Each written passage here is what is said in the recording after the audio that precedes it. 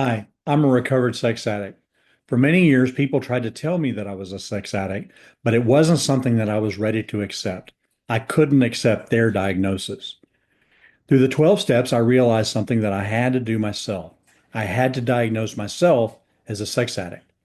Because of that, I can't diagnose anyone else as a sex addict. That is something each individual has to come to on their own. Just like a doctor would use an x-ray or a lab test to diagnose a problem, we use this diagram called the foundation to see if we can identify with the problem and solution of the addiction. In short, if this resonates with you, you might be a sex addict.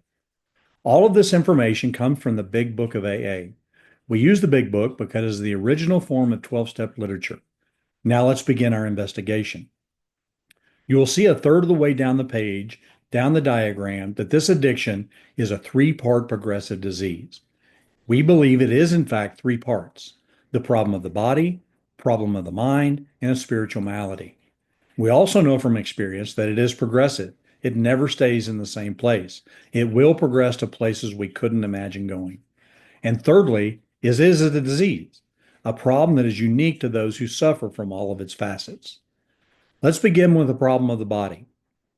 At some point in our lives, we were exposed to sexually related material, whether that's magazines, videos, or other sources.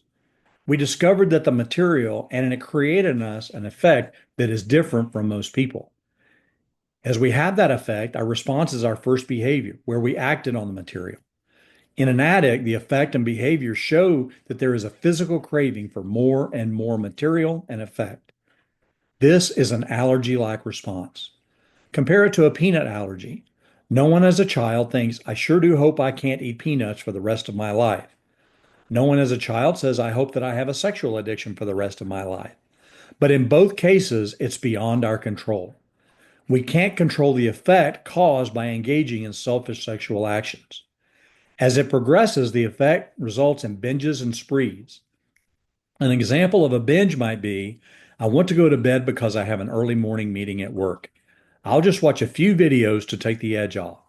The next thing we know, it's 3 in the morning and I'm still watching videos. Or a spree might look like, I'm going to a strip club. I'll only spend a certain amount and leave in just a short time. Then we find that we have taken a large amount out of the ATM and we leave only because it's closing time. In both of the examples, we were out of control of our behavior. That is the first step. Our lives have become unmanageable. The binges and sprees always lead to consequences. Those consequences might be small, like we've lost a few hours of sleep. They can become more serious. I've drained my bank account. I've lost my job. I'm separated from my significant other. I've gone to jail. The consequences will always become more serious. In our addiction, we might be in a place where we realize we can't act out like before. In short, we don't believe we have a sex problem. We believe we have a getting caught problem. So we try to find new ways to control and enjoy our behavior. Maybe we think I'll only look at videos when I'm alone. I'll only go to the strip club once a month. I'll only engage on the weekends. Notice we still think we're in control of our behavior. As you can see, there is a progression. For myself, my behavior started with looking at magazines. This progressed to looking at videos that I couldn't have imagined watching. At some point, we hit a rock bottom. This is different for everyone. Loss of a relationship, loss of a job, etc. Here is where we say, that's it, I'm done, I'll never do this again. At this point, we're really sincere because we want to stop. If an addict were to take a polygraph, they would pass because they really mean it. The question to ask yourself at this point is, can you identify with the inability to control how much you use? Notice the red arrow that takes us to the problem of the mind. I'm going to change, and here's how. I'm going to put content blockers on my devices. I'm going to read self-help books. I'm going to church more. I'm going to get into talk therapy. Now, all of those are good things, but they have one thing in common. They all start with the word I. I'm going to manage this thing on my own. Evidence has shown us that by ourselves, we can't make this work. Why is this? Because we have a problem of the mind. Life is life, and things happen that make us restless, irritable, and discontent. Maybe someone cuts us off in traffic. Maybe there's tension at home. Maybe the boss is being a jerk. This is a fact of life. But at this point, we haven't learned how to deal with it. We have this mental obsession that reminds us of something that will make us feel better. We also have a mental blank spot where we can't remember with sufficient force the consequences we had from acting out. All we can remember is that selfish sex makes us feel better. We now have an insane idea. I can control and enjoy my sexual behavior. Eventually, an opportunity arises. We're alone for a while. We find money we didn't know existed. I found a way around my content blocker, etc. We now find ourselves with an unmanageable decision. Will I or won't I?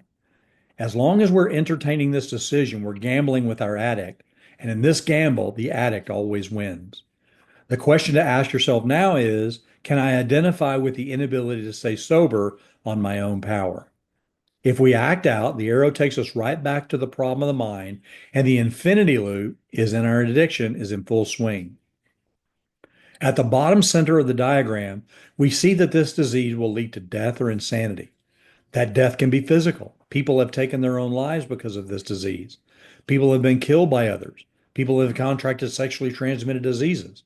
It can also mean a career death, a relationship, or a spiritual death. In the center of our three-part progressive disease is the spiritual malady. Simply said, we have a lack of power.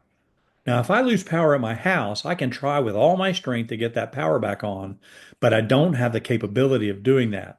I have to call the power company and have them restore it. In that way, I don't have the spiritual power on my own to resolve this. I must come to believe in a power greater than myself who can restore me to sanity. At the top of this diagram, we call that power God. And looking closely, you can see there is a wall that separates me and my disease from God. And the bricks in that wall are things like selfishness, shame, pride, fear, dishonesty. I can try to break these bricks on my own, but I'm not successful for very long. In order to remove these bricks, I have to turn my life and my will over to the care of God. Now, if you can identify with this, there is bad news. You're screwed. On your own, you can't break this cycle of disease. The good news is that it is of your own making. If it was an outside force, we would have no hope. At this point, you need to ask yourself the most critical question. Do I really want to stop? If the answer is yes, then we can show you how we got well.